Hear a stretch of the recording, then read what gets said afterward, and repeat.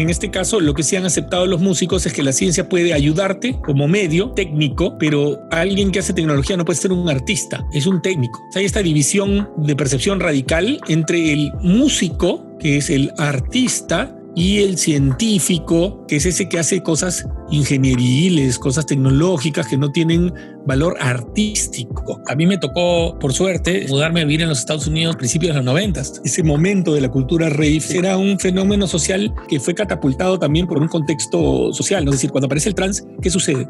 Que un montón de las máquinas que se habían empezado a usar durante los años 80 para hacer música con el boom del New Wave, que era un boom tecnologizado, empezaron a ser desechadas porque eran consideradas como ya de sonido feo, ya obsoleto, etc.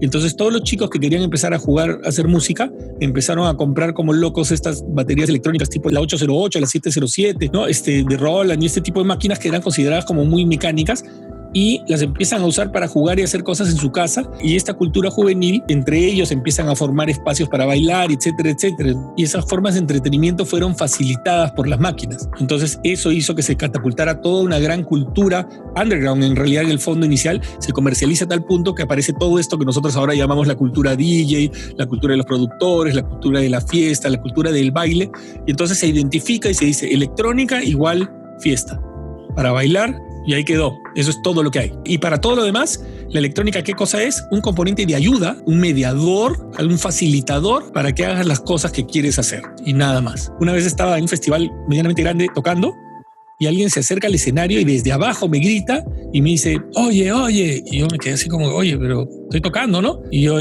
ya, ¿qué? ¿Cuándo empieza? Porque él pensaba que yo estaba arreglando algo en la computadora o que le estaba moviendo a cosas y que habían puesto música de fondo, pues, ¿no? Porque para él que hubiera una laptop y alguien sentado es que estaban arreglando el equipo, pues nadie estaba haciendo nada. Gente dedicada a la investigación musical en el Perú me ha dicho, tú no entiendes porque tú no eres músico. Y yo me quedaba, bueno, soy doctor en música ahora, ¿qué hago? Lo devuelvo, pues, ¿no? Porque me han estafado, me han mentido, pues, ¿no? Hay algún mentiroso por ahí que da títulos de música a gente que no tiene nada que ver con la música. Más allá de la mala onda o la buena onda, es el chip que está integrado, de que si tú haces tecnología tú no puedes ser músico, y para que haya un cambio de paradigma tiene que haber una conversación, tiene que haber desarrollo de negociación, tiene que haber un diálogo, y ese diálogo todavía no ha empezado, está en proceso. ¿Y se construye cómo? Con peleas, con conversaciones, con esto que estamos haciendo acá, con conciertos, con discos, con eventos, y eso va generando teóricamente un ambiente en el cual el tema ya es más accesible. Eso es lo que yo he considerado como mi chamba, pues. O sea, la idea para mí es eso, que hay que formar gente, y cuanto más gente se forme, tarde o temprano eso forma también una posibilidad de generación de comunidad. No lo puedo controlar, pero lo puedo fomentar, digamos. Puedo tratar de fomentar que un montón de gente hable de estas cosas, ¿no? Yo creo que lo que debería empezar a pasar con mucha mayor naturalidad a futuro es la generación de interfaces que rompan ya con la tradición totalmente de la instrumentación tradicional y de la ejecución musical como nosotros la conocemos.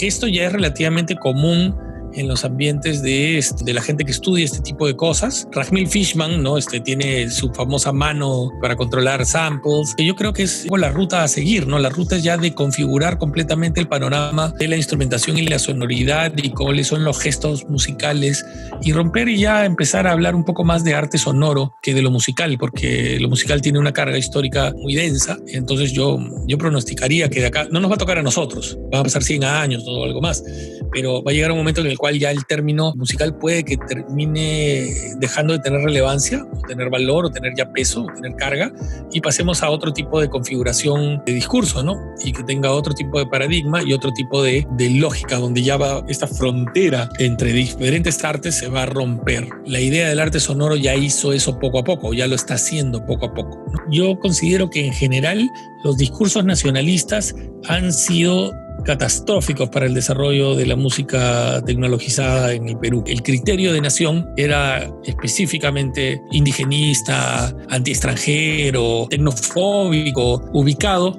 en un pasado remoto, es normalmente ancestralista. Ese nacionalismo no nos ha sido utilitario. O sea, no quieren que tú desarrolles una peruanidad, lo que quieren es que grites cuando mete gol el equipo de fútbol, y que grites te amo Perú, y que cada vez que escuches un festejo digas ese soy yo, ¿no? Y ahí se acabó nuestra nación un poco, en 20 estereotipos memorizados, y se acabó, y ahí quedó, ahí quedamos, ¿no? Entonces así no puedes construir nación. La nación se construye por los individuos de la nación, no solamente por el discurso populista de gobierno, ¿no? Yo no lo veo como algo saludable, por lo menos, ¿no?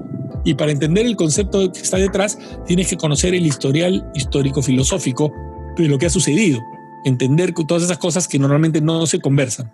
Si uno no comprende la idea o el concepto, de nada te sirve la máquina, porque es el desarrollo del pensamiento humano, no son solamente máquinas nuevas, es el desarrollo de la filosofía del ser humano, cómo el ser humano ha ido cambiando su manera de entender la realidad y ha generado máquinas que reflejan esos cambios. Yo no considero que estoy haciendo música del underground. Lo que estoy considerando es que es música que es relegada, o música que no es aceptada, o que no es vista, o que no es comprendida.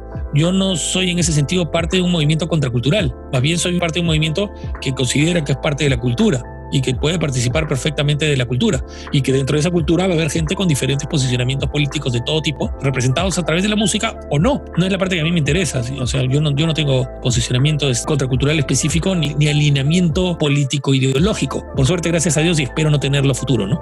Porque el condicionamiento ideológico, como algunas manifestaciones religiosas, lo que genera es más fragmentación también, ¿no? Porque tú eres y tú no eres, porque tú sí haces y yo no hago, y porque yo soy true y tú eres falso, y porque tú eres un comercial y vendido y yo sí soy verdaderamente profundo y no sé, cualquier cosa, todo ese tipo de cosas no son de mi interés. A mí lo que me interesa es enseñar, que la gente aprende cosas y cada quien puede desarrollar una expresión de su propio condicionamiento político o lo que le dé la gana a través de estas herramientas y la comprensión de lo que significan, ¿no? Muchísimas gracias. A mí me gusta hablar, como se podrán dar cuenta, de estos temas, o sea que puedo hablar por 50 horas. Gracias a todos.